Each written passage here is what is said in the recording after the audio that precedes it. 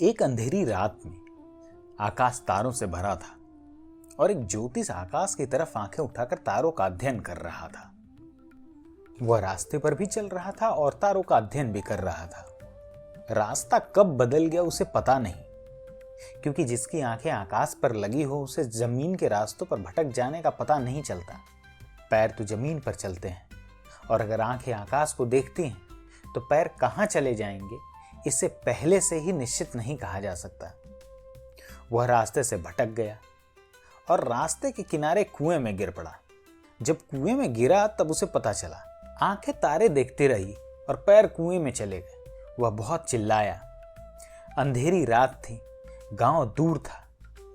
पास के खेत में एक बूढ़ी औरत ने आकर बामुश्किल से उसे कुएं से बाहर निकाला। उस ज्योतिष ने उस बुढ़िया के पैर छुए और कहा, मां, तुमने मेरा जीवन बचाया है।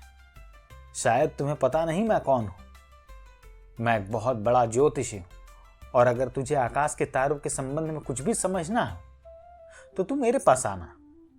सारी दुनिया से बड़े बड़े ज्योतिषी मेरे पास सीखने आते हैं। उनसे बहुत रुपया भी मैं फीस में लेता हूं। मैं मुफ्त में तुम्हें बता सकूंगा। उस बूढ़ी औरत ने कहा कि बेटे, मैं कभी तुम्हारे पास नहीं आऊंगी, क्योंकि जिसे अभी जमीन के गड्ढे नहीं दिखाई पड़ते उसे आकाश के तारों के ज्ञान का क्या भरोसा। भारत की समस्याएं तो पृथ्वी की हैं और भारत की आंखें सदा से आकाश पर लगी रही हैं। भारत तारों का अध्ययन कर रहा है और जमीन पर उसके सारे रास्ते भटक गए हैं और उस ज्योतिष को पता भी नहीं चला कि कुएं में गिर पड़ा। भारत को अभी भी नहीं पता चल सका कि हम हजारों सालों से कुएं में ही पड़े हैं, लेकिन आंखें तो कुएं से अभी भी आकाश को ही देख रही हैं। आंखें आकाश के तारों की ही बात सोचती रहती है और हमारा सारा जीवन कुएं में पड़ा रह गया है। बल्कि कुआं हमें दिखाई न पड़े इसलिए हम कुएं की तरफ देखते ही नहीं, आकाश की तरफ ही देखते रहते हैं। कुएं की तकलीफ दिखाई न पड़े इसलिए आकाश की तरफ देखते रहते हैं और धीरे धीरे हमने यह भूलने की कोशिश की है कि कुआं है भी नहीं। आचार्य शंकर जैसे लोगों ने समझाने की कोशिश की है कि यह सब संसार माया है, यह सब गड्ढे माया है, यह सारी समस्याएं माया है।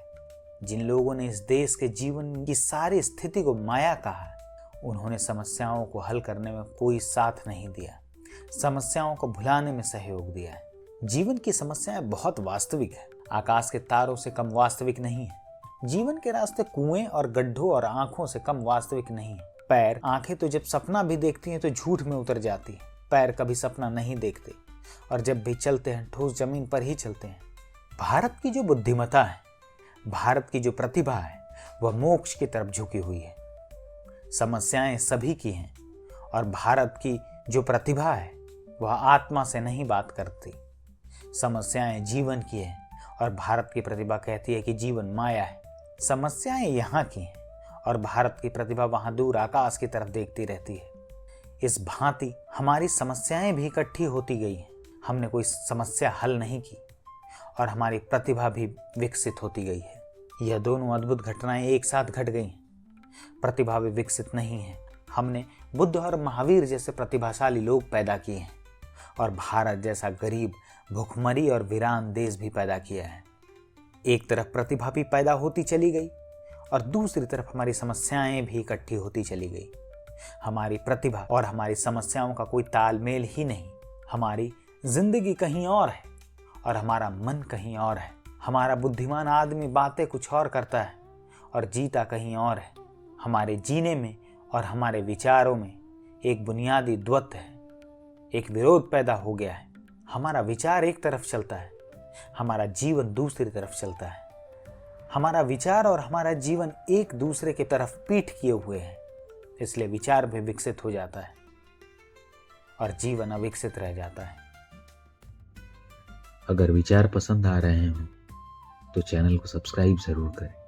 धन्यवाद।